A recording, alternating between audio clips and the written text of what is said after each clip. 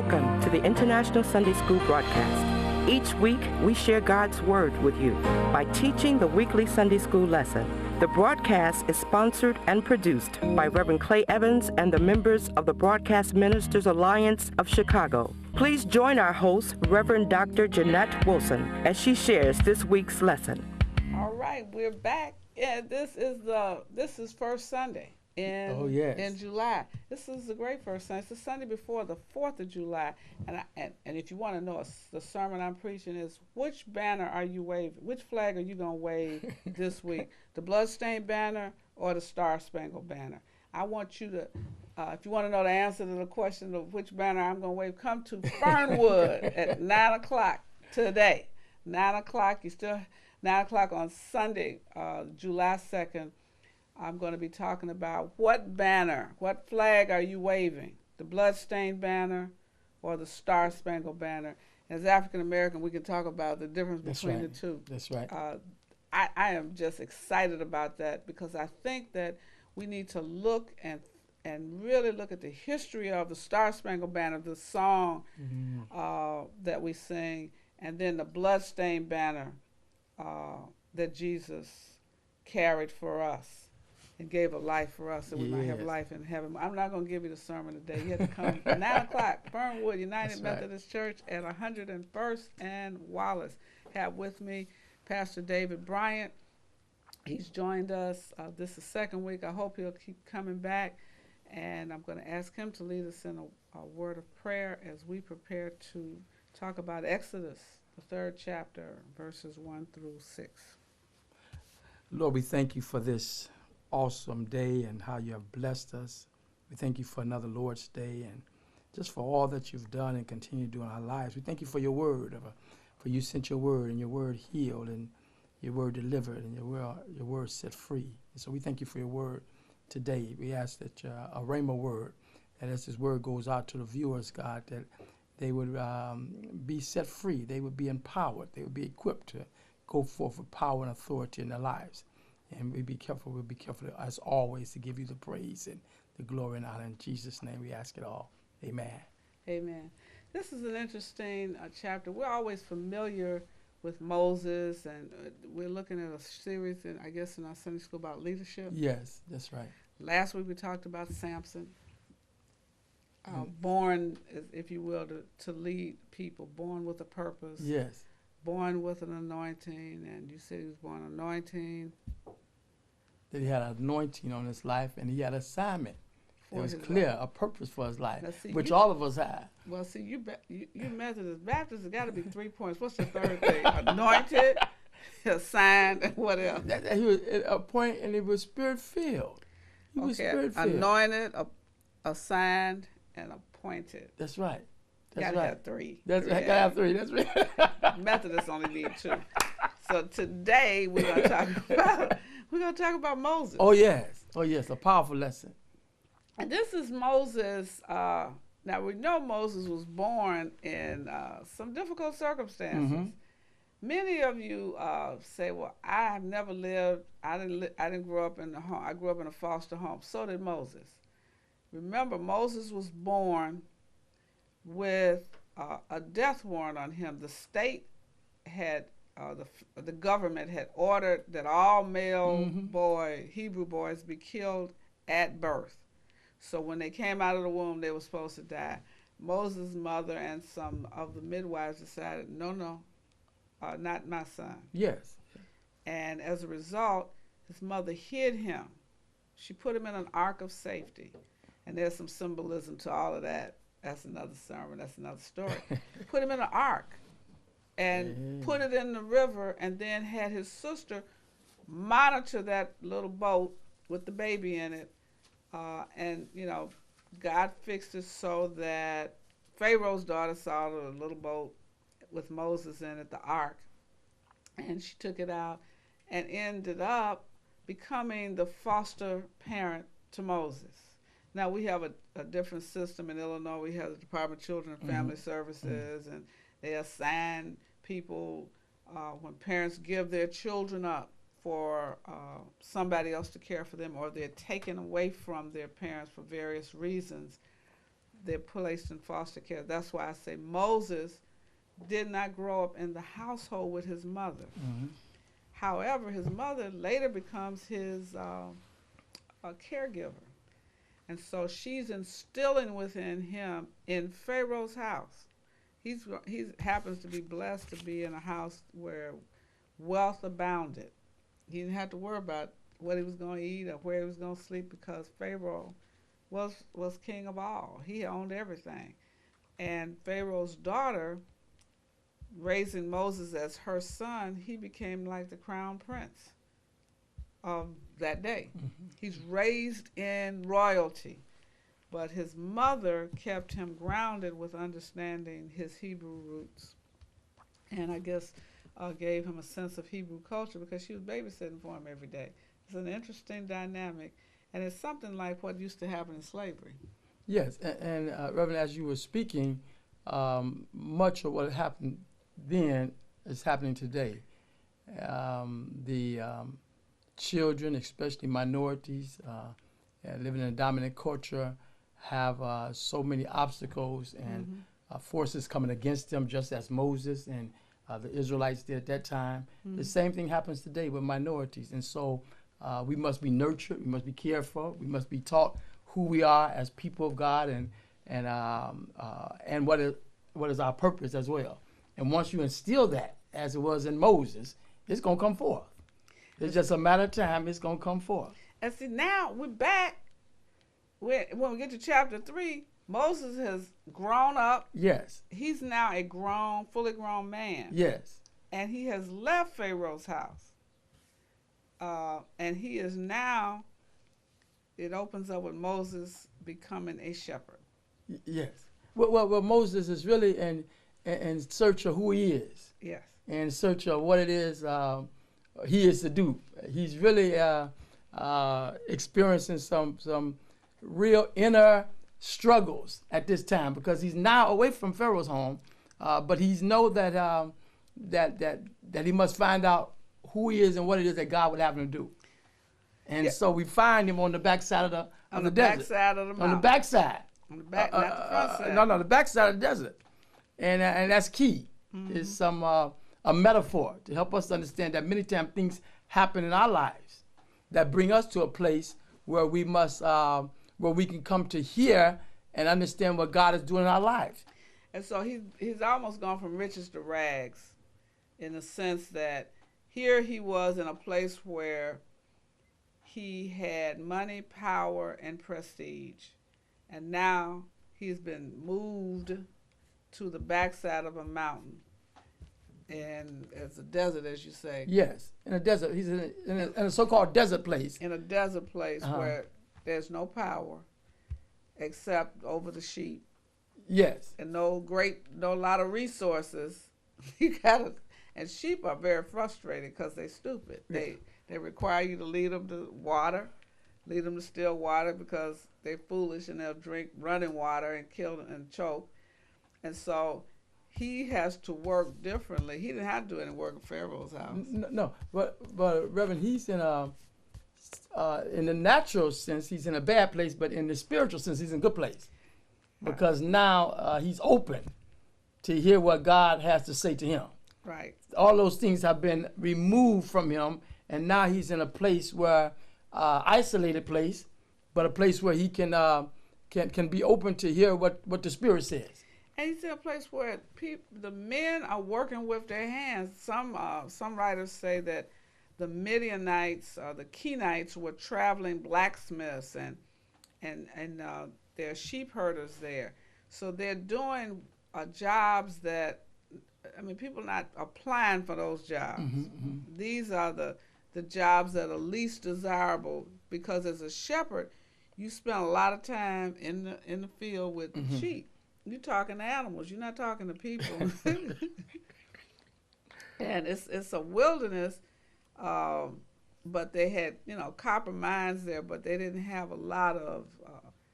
There ain't no place to party on the backside of the mountain. Yes, he could party in Pharaoh's house. Right. Well, he was really in crisis. Yeah. Because he has, as you stated, not in a position of power, prestige any longer. doesn't have a title in terms of Pharaoh household, but yet God has allowed him to come to that place because it's going to be an epiphany experience for him. And so it is also in our lives. Many times things happen in our lives, crisis, losses, or catastrophes, but in those places is where we can really come to know God, or to hear from God in a way that we have not heard from him before. And remember, Moses had killed somebody before he got to Oh, Midian. yeah. He's a murderer. Yes, he is. He ran from the government Yes. that he was a part of. He's exiled, too. He's exiled. He can't go back home right now. Oh, no. And not go to jail or something worse.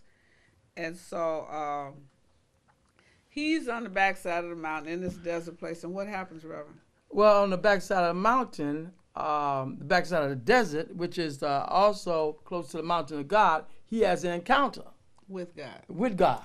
And sometimes you can't see God when you flying high. When things are going well, you cannot see God clearly. That's right. You can't even hear him. That's right. You tell him, God didn't talk to me. Yeah. But when you're in a desert place, when you have lost all that mattered. Okay. Right? Yes. And many of you have been where you would you were doing well. Yes. Living large. Because Moses was, he was a baller in the real sense. Yes. In Pharaoh's house. And now, after he killed this guy, you have to read the story in chapter 2, because Moses, feeling the power and the sense of power, but also recognizing his cultural roots, he became a little different person. And the angel of the Lord meets him in Midian. Yes, and some today, right now, Reverend, in places that are hard places, seemingly, and have in crisis situation, have experienced some losses. But in the midst of that place where you are, God's presence is there. If you're open and to hear what God would say to you, even today, you can receive a word from the Lord that can change your whole life. And as Moses did, his whole life was changed in that encounter. And it said the angel of the Lord appeared to him, and a bush burned, but the bush was not consumed. And this got Moses' attention. And so often, Reverend, God has to get our attention. Hey, Rose, thank you for tuning in. I know this is deep because he got his attention, but he also wanted him to know this is not just anybody talking to you. Yes. This is, in fact, a word from heaven. Because sometimes people, how do you know you hear from God? He'll give you a sign. Oh, yeah. That will be an indisputable sign that it's me telling you to do this. Yes. Oh, yeah. And that the scripture declares that Moses turned aside. So he gave him God must have your full, undivided attention, Reverend. Yeah. Reverend, I mean, that he'll speak to you, and you must be open to hearing from him. Yeah. And he got Moses' full, undivided attention because he said to himself, I would turn aside and see this great sight. And it was at that point that God began to minister to him. And so it is also with us in crisis situations. As I look back over my life, those times that I've been in most difficult times in my life have really been key pivotal times that helped me to go to a deeper level in my faith and helped me to really ground me spiritually and set my path and my direction. It was in those times, and I was open to hearing from God and God ministering to me. And so God allows things to happen. And in the midst of those crises, just let me say like that, everybody has a burning bush experience. All of us have a burning bush experience. All of us that have been called by God, men and women of God, we have an event, a time in our lives where the Lord spoke directly to us. We knew it was him. And meanwhile, when God meets Moses in this desert, Moses is trying to take the sheep through the desert to get to a place where they could eat and drink. And so this is an uncultivated, and it's a difficult space for Moses because now he's leading the animals. It's in a kind of rugged situation, so it's not comfortable. And this is a dry place where you don't see a lot of hope. You don't feel hopeful as you go through these desert type environments where it just seems like there's too little for anybody, and it's certainly too little for those that you are traveling with. And he's traveling with needy sheep. And so he's got the sheep, he's got himself, and he's in an uncomfortable place. And Reverend, those not his sheep, those Jethro. He don't even own the sheep, no, so he's working for Jethro. He's sharecropping. Yeah, for his father-in-law. But God. Yeah, God. That's what they say, but God. Yeah. And he's outside this mountain. So you're in a low place, but there's a mountain view that there's a mountain before him where you just wonder what's on the other side of the mountain. Hallelujah. Horeb, the mountain dedicated to God.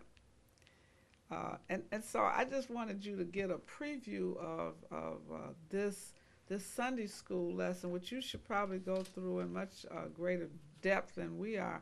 And what else you want to share about this lesson? Well, it's a great lesson. It's a great lesson. It's a great lesson for leadership. And we see the call of Moses. We see him answering his call. God speaks to him. He's clear that it is God, and as a result of that, he says he calls him Moses, and Moses then declares, like all of us have to do, here am I.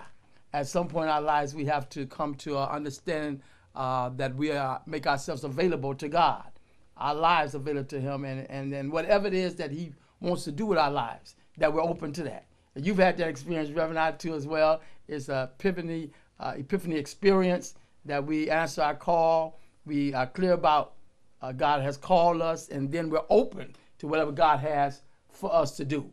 And we see that here in Moses' life, which is so refreshing. And I think all of us need to revisit our call from time to time, to go back to those landmarks where we really were open to God moving in our lives. And if somehow we got off track, then we need to come back to that burning bush experience. And so the question you have to start asking people, when did you have your burning bush experience, or have you yet had it? Okay. Because Moses didn't have it. Now remember, Samson last week, he was called from his mother's womb. Moses' calling comes later. He's an adult. He is called by God after he has murdered someone.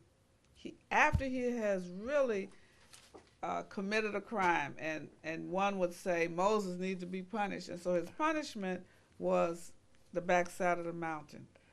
In one sense, it was a punishment, but he learned a lot of things in terms of leadership. That's right. Being a shepherd, learning to make a little, take a little and make something out of it. Sometimes pastors wonder, why do they get a church with few people, with limited resources? Why are you sending me to the backside of the mountain? Or some of you are at workplaces where you have to make bricks without straw. You have to do things that require you to be creative. And it seems like you're exerting extraordinary strength just to do a simple thing because the resources are limited. So you may not be tending sheep, but you are tending a flock where you're in a desert place, where you're working for some place where they don't have the money that they should have to pay you. They don't have the materials that you need to use. So everything you do becomes difficult because you're just doing a lot with a little. Well, Moses was the same way. He said, who am I, Lord, to send to Pharaoh? Yeah, he said, I stutter. Yeah. Moses couldn't even talk. He didn't understand what he did have. He thought he was lacking in what God had called him to do. But if God gives you a vision, what I found out, Reverend, is that if he always provides provision for the vision. If he gives you a vision, God is going to provide provision for that vision that he has given to you. Because the vision is of God. It doesn't come from you. And so then God is responsible for seeing that the vision is manifested. Yeah, and so he's going to give Moses someone that is more articulate, but he said, you're going to go.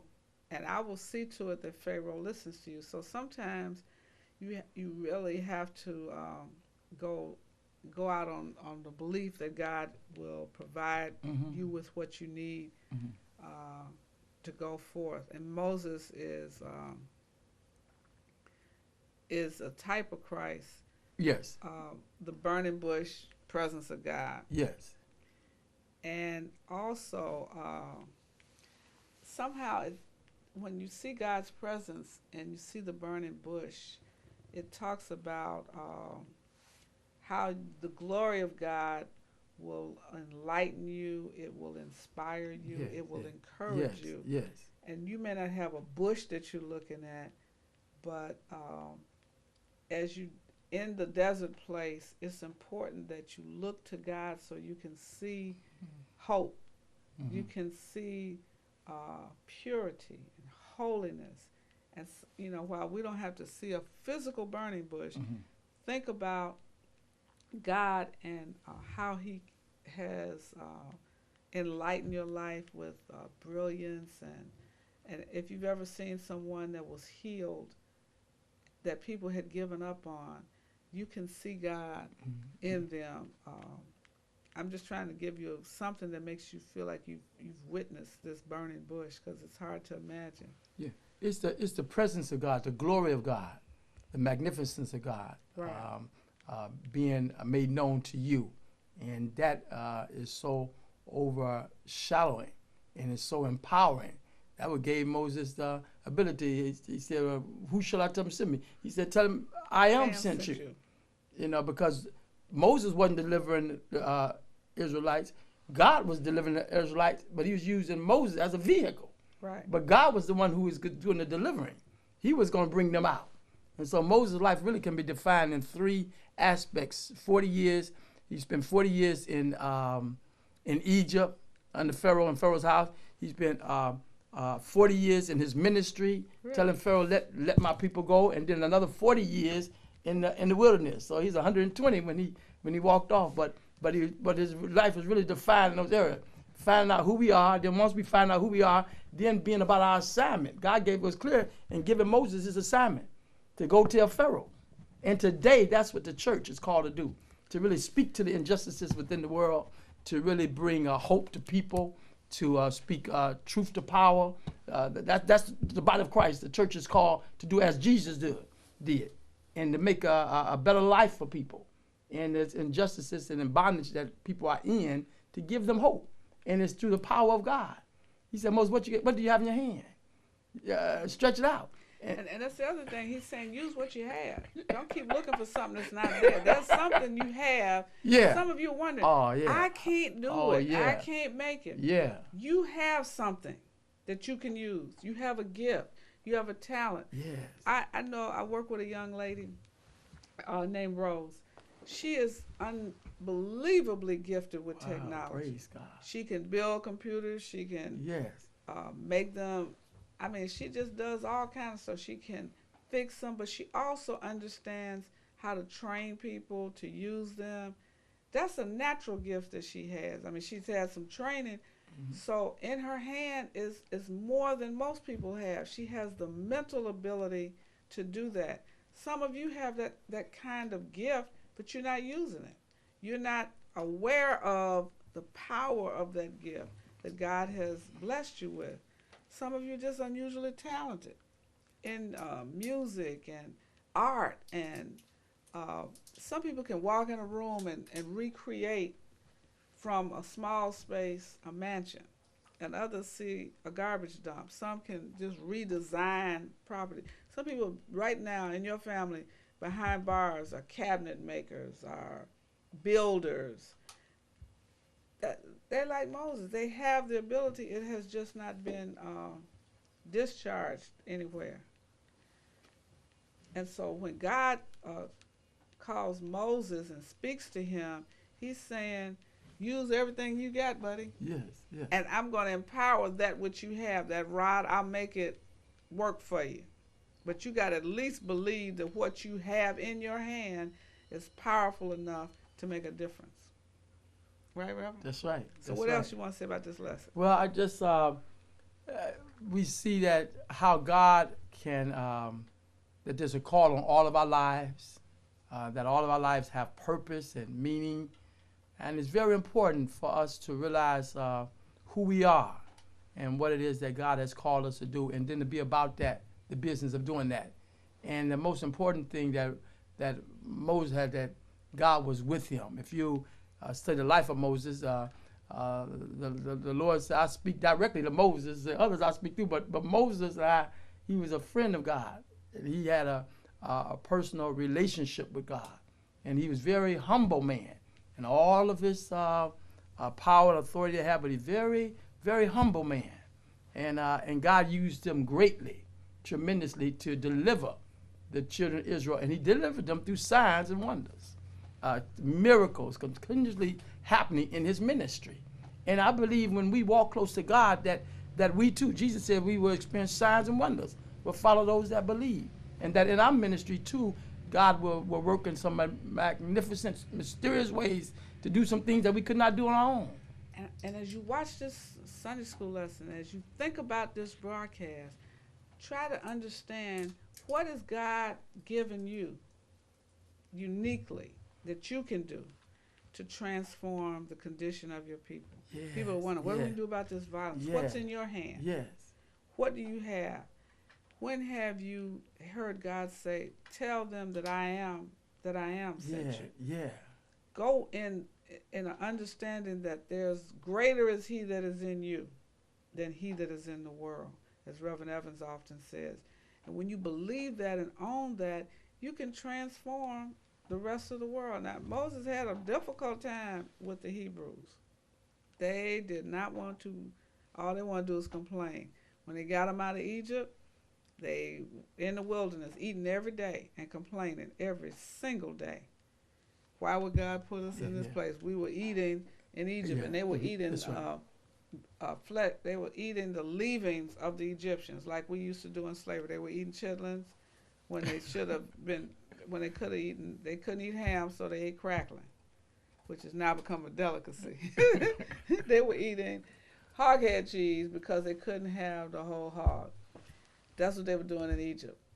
Not hoghead cheese, but the leavings and after that. So I want you to call me. Let me know you're watching. 773-575-1801. I'll answer the phone if you call me. Friend me. Text me on Facebook.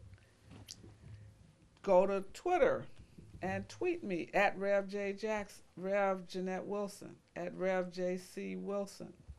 I'm on Facebook, I'm on Twitter, and I'm live on Facebook right now, and you can watch me Sunday morning on the International Sunday School broadcast on Chicago Cable 25. And you can see Reverend, where can they find you, Reverend Bryant? Yeah, Reverend David Bryant at the Allen Metropolitan Church, and we're at 11 o'clock. Yeah, 11. 11. So you come to me at 9. That's right. And you can go down and you're out at 10:30, yeah, and you got time to get that brunch. Yeah, just about 5. You can still get there before he gets up to preach. That's right, 11 o'clock at 10946 South Low. And I just want to say it's been a pleasure. I want to express my appreciation to you for the invite to share in this powerful ministry of the Word, and for also want to just express my appreciation for your ministry. Well, thank you. You're an activist and known not just in our city, but also nationally as well. And over the years, you've been on the battlefield for a while, and we just thank God for you. No. I'm calling me old, but I don't care. I'm saying that you are a mature woman of God that is really on the battlefield, that is so much needed in our community, and a labor of love. You do it as a labor of love. I always see you always smiling, and you just do it out of your heart. And it's just a blessing in terms of your ministry. So thank you so much. Thank you so much. And don't hang up. Now, those of you watching us on Facebook, we're going off live, but those of you who are watching us on the International Sunday School broadcast on Cable 25, stay tuned. We'll be right back. We're going to have more information about the Rainbow Push Convention, July 12th through the 15th. It's powerful. It's exciting. You don't want to miss it. And we're going to give you much more information right after this. And we're going to have a message. I told you I got a message for you. Oh, praise Which banner God. are you waving? Oh, Which yeah. flag are you waving? I'm waving the bloodstained Yeah, banner. that's it. I'm not going to wave the Star Spangled Banner, but you just come and hear me. You listen. You'll hear this on July 2nd. Thank you for tuning in. Don't hang up. Don't tune out, except if you're live on Facebook. Every year, we have a moderate celebration of what America calls Father's Day. We tend to diminish the value, as Reverend Lee said, of fathers. You can look in the stores, there are fewer cards, there are fewer gifts identified. The restaurants are virtually empty on Father's Day. It's not even a great marketing moment for American businesses. They promote and benefit from Mother's Day, and Father's Day is like an aside. And when I think about African American fathers, it becomes a rather depressing as we look at the statistics of what happens to African American men. And yet, when I look in the Old Testament, there is this man of African descent. There is this man born in Egypt, a man by the name of Caleb, who stands strong in the midst of so much adversity. I thought that today we ought to talk about a man who said at 85, "Give me this mountain. I am as strong today as I was 40 years ago."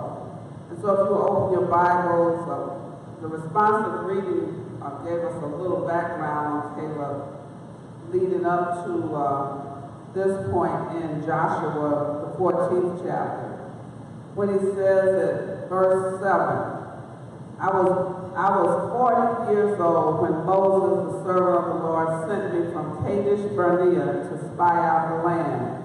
And I brought a word again as it was in my heart. But my brothers who went up with me made the heart of the people melt.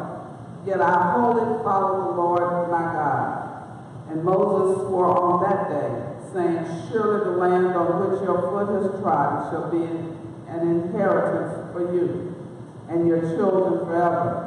Because you have wholly followed the Lord my God, and now behold, the Lord has kept me alive, just as he said, these 45 years since the time the Lord spoke this word to Moses, while Israel walked in the wilderness. And now behold, I am this day 85 years old. I'm still as strong today as I was in the day that Moses sent me. My strength now is as my strength was then, for war and for going and coming. So now give me this hill country of which the Lord spoke on that day.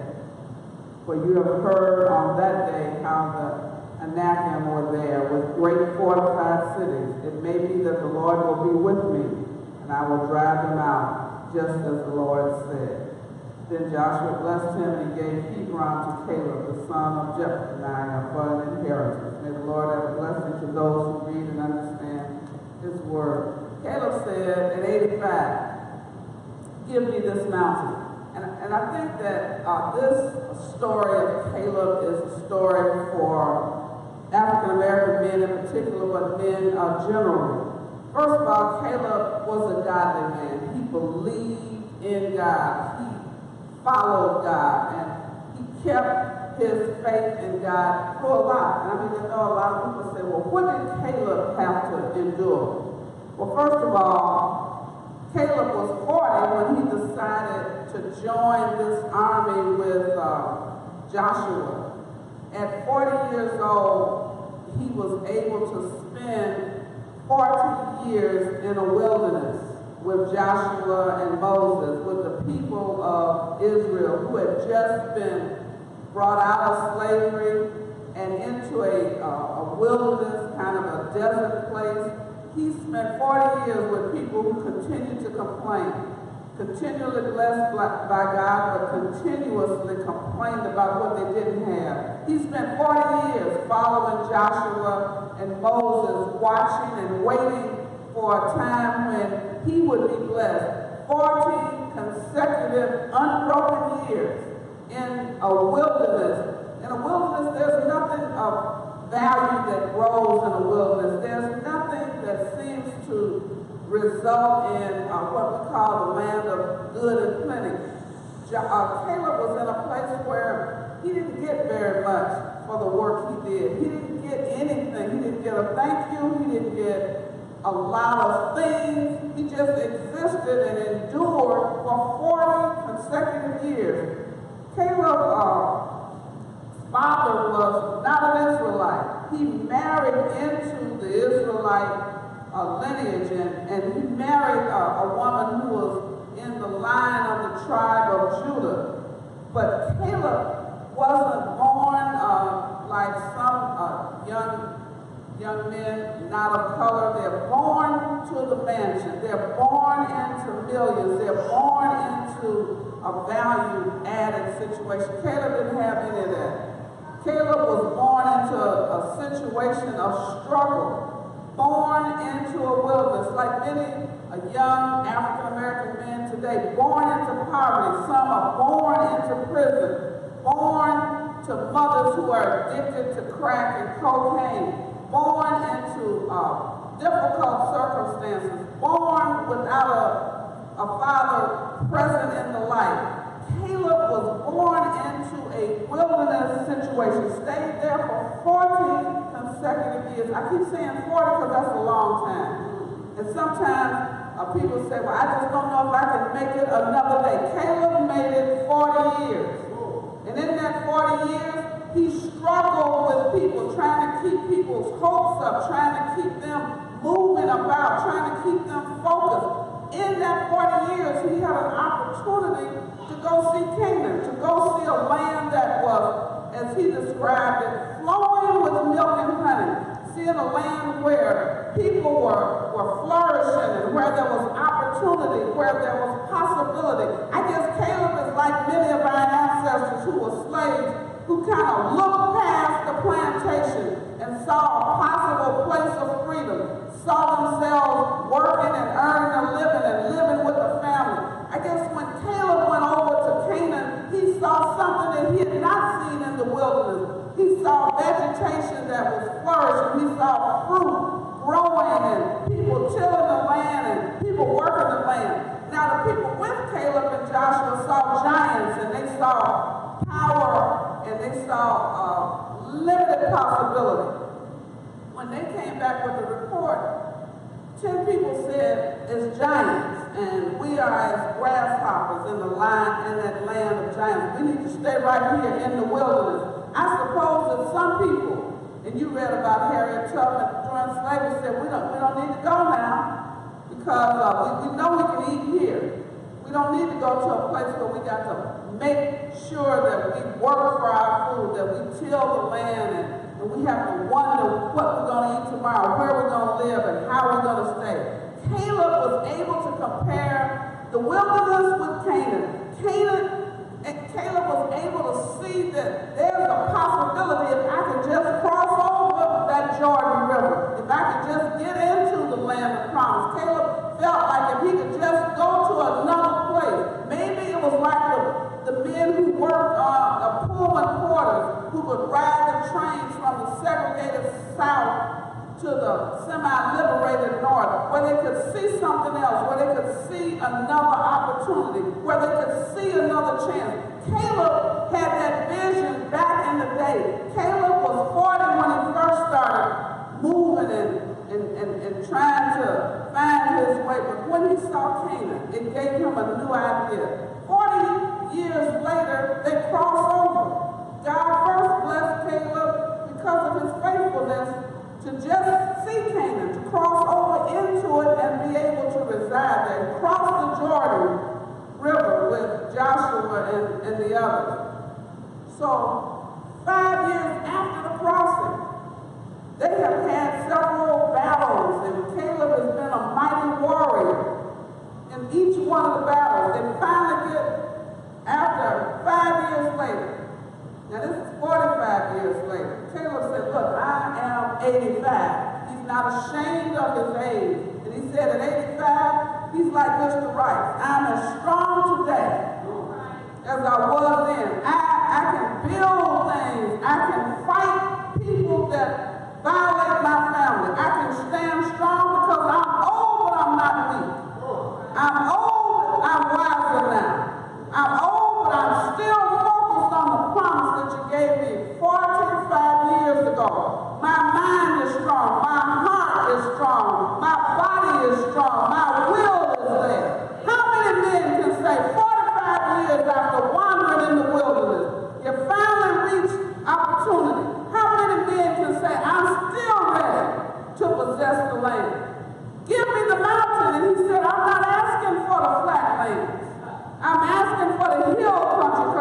want you to know I'm prepared to climb up the rough side of the mountain.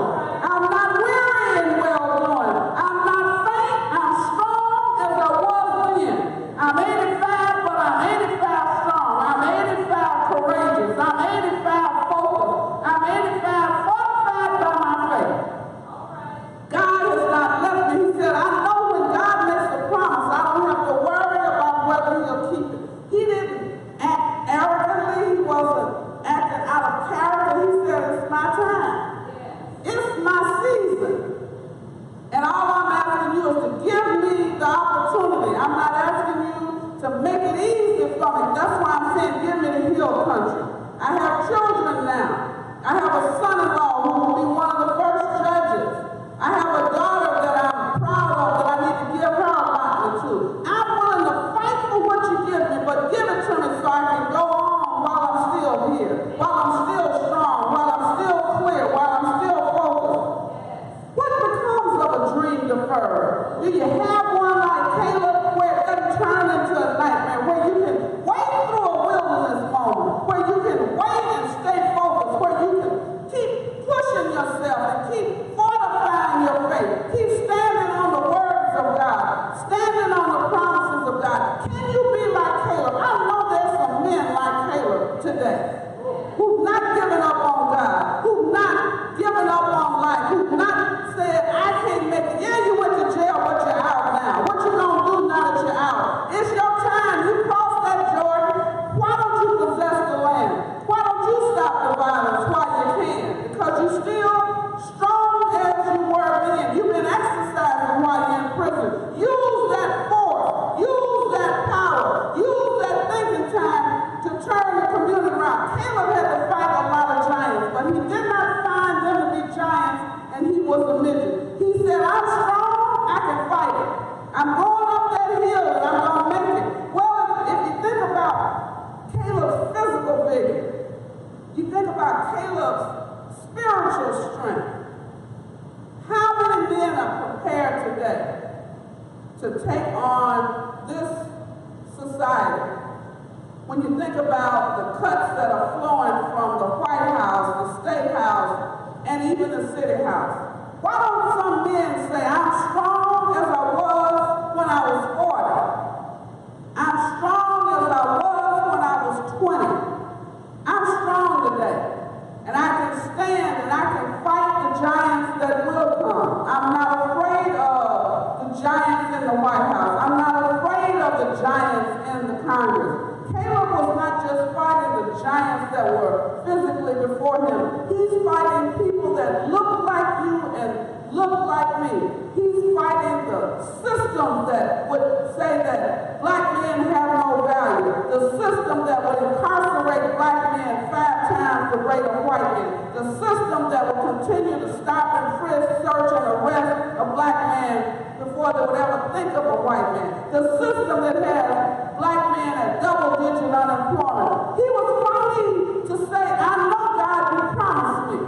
A few years ago, 40 years ago, you promised that there would be a black in the White House, and we had one. I'm still strong. I'm waiting for my chance. I'm asking for my promise to be fulfilled. Give me this mountain. Give me the hill country. Give me my last chance to fight for what you promised when I was in the wilderness with those people that didn't believe, that didn't follow, that didn't want to stay connected to you. Caleb said, and you see it in Numbers, and you'll see it in Deuteronomy, Caleb stayed focused.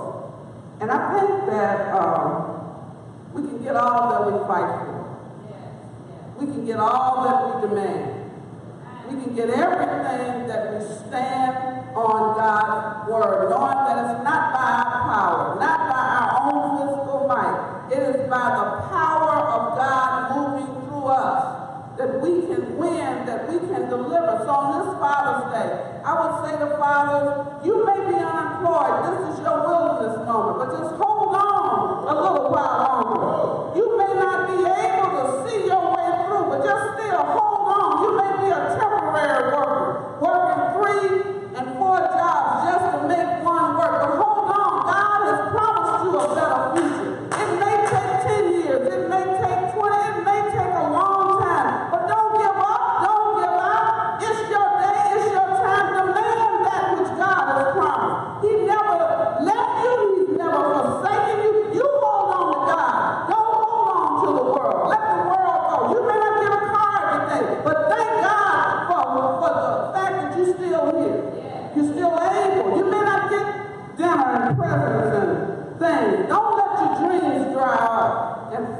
bitter and rotten. Don't let your dream become deferred. You are a man that God is looking for. And he sent a man down through 42 generations. It took him a long time to come in human form. He sent a man that looked like us. He had to hide in Egypt so you would know he was a bronze man. He sent a man who was crucified for us, saved, moved up the rough side of the mountain that we might be saved. He sent a man that said, I and the Father are one. I and the Father will deliver you. I and the Father will give you life and life more abundantly. You need to follow that crucified carpenter, the man from Galilee, the man who said, I am that I am.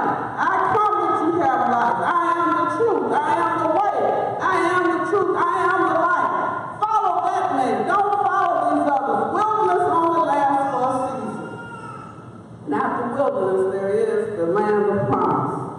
What happens to a dream deferred? You don't have to defer it. It's just on hold for a moment.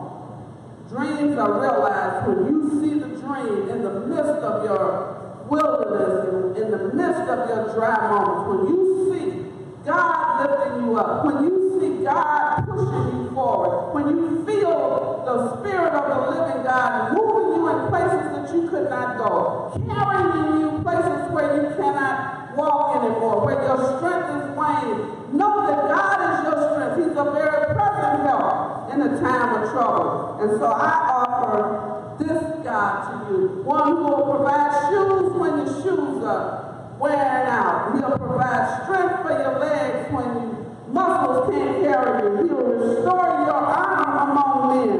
He will provide forgiveness for the sins that you will commit. He will reconcile you unto himself. His grace and his mercy will carry you through. His amazing grace is what I say to you. God bless you and have a Gowan. I serve as the senior pastor of the Good Shepherd Lutheran Church in Robbins, Illinois, 13939 South Clare Boulevard in Robbins, Illinois. Come out and see us every Sunday morning, 11 a.m. We're out by 12:30 every Wednesday night, 7 p.m. For Wednesdays in the Word Bible Study. I would love for you to be my special guest. And I also serve as the National Field Director at the Rainbow Push Coalition. And we have some exciting, this is an exciting time every year for us as an organization because it's our annual international convention. This year is our 46th annual International Rainbow Push Coalition Convention, which will be held July 12th through the 15th here in Chicago, Illinois. Our main location for our hotel will be the Chicago Hilton and Towers, 720 South Michigan Avenue, downtown Chicago. And we'll also have our concluding days that Friday and Saturday, the 11th and 12th, 14th and 15th, that Friday and Saturday will be at our national headquarters, the Rainbow Push Coalition.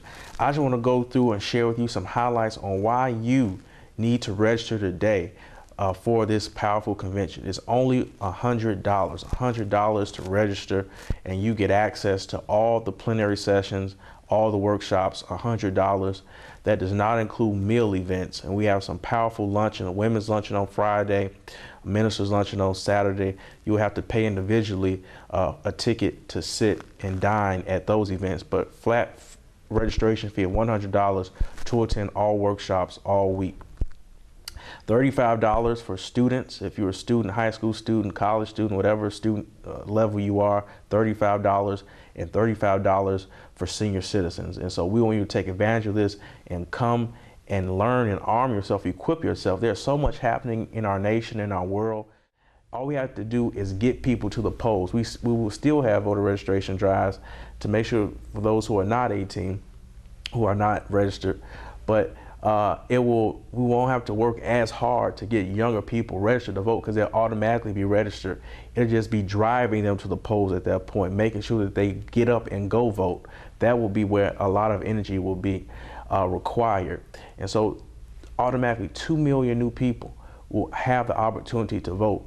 These people, younger people, progressive people, more open-minded people will likely be more inclined to vote and lean to the progressive or to the Democratic side of things. that will literally change the voting demographic. That will change in this upcoming gubernatorial race. We're trying to get a new governor in office that will help us in that effort and move us in that way, in such a progressive way. And we're trying to have that across the state, across the country, where these other 41 states, approximately 50 million new voters across the country will be registered to vote automatically if every state, if all 50 states adopted AVR, what Illinois just did. So that's a huge deal, a big deal in our fight for the protected right to vote. Also on Wednesday is our International Business Day. Why is that important? We're trying to connect Wall Street to Main Street. We're trying to see how can we want our share of pension funds. We want our share of where's our pension dollars going. We pay into it, but it's going downtown. It's going down to build this new DePaul Stadium. It's going down to build down in the Loop, Soldier Field, the new Bulls and Blackhawks training facility. That's where our dollars are going. Mr. Reinsdorf is not coming out of his pocket to build these things. It's coming out of your dollars, and you should have a say-so on where that money is going. And so that's going to be our focus also on International Business Day. Also, we're going to have a strong delegation from Africa, from Guinea. Equatorial Guinea will be there, and other places, other countries across the continent. We want to see how can we do business internationally. Africa is a continent of rich resources. How can we connect to that in this world where technology is shrinking the world? It's not making us further apart, it's bringing us closer together. So how can we take advantage of that and leverage that in a business sense? And how can we become better stewards of the resources and dollars that we have? And we'll talk about that on Business Day, Wednesday, July 12th. And we're going to have Ms. Rosalind Hundell she's a senior VP at Intel. She's going to be our keynote speaker for our business luncheon. So you don't want to miss that. And during that first day, Wednesday, July 12th, we're going to have a number of sessions led by Mr. Emmett Vaughn of Exelon Corporation. A lot of sessions on small business development, how you can get access to capital, particularly in this age where it's so tough. We bailed out Wall Street, we bailed out the banks, but that was not linked to the community. It was not linked to redevelopment in our communities. So that's going to be a big focus on Wednesday, Business Day. Also that night, we'll also be Education Day. We're going to have a lot of sessions geared towards our children, towards our youth. Education, STEAM, science, technology, engineering, and mathematics. That's where education should be going now in this age where technology is taking over. A big part of our convention, we're going to have the whole bottom floor of the Hilton Hotel. We're going to call it our Geek Squad. They're going to be down there with a lot of tech companies, Google, Facebook, Apple. All these tech companies will be there displaying their newest Intel, HP will be there displaying their newest technology. Our young people from Push will be there. They're here every Saturday engaging in STEM, robotics, coding. It's going to be so neat, so cool to see that whole first floor, bottom floor, the whole entire Hilton devoted to technology. And you can just walk through those different displays, those different booths to see the newest, hippest technology. And that's going to be a big, crucial piece of the Rainbow Push Convention while we're at the Hilton, July 12th through the 15th. Also on Thursday, we're going back to Thursday, I'm skipping around here, is in addition to labor, is our ministers' luncheon, our ministers' day, our day for interfaith clergy. We're going to have our Reverend Jesse Jackson Institute on social justice. So you don't want to miss that as well. We're going to have key faith leaders in the church and the academy come together to talk about social justice issues. And then we're going to hear from one of the greatest moral social justice prophets of this day, who's taken up the mantle to lead the Poor People's Campaign in the tradition of Dr. King. Reverend William Barber will be here, and he'll be talking about his work.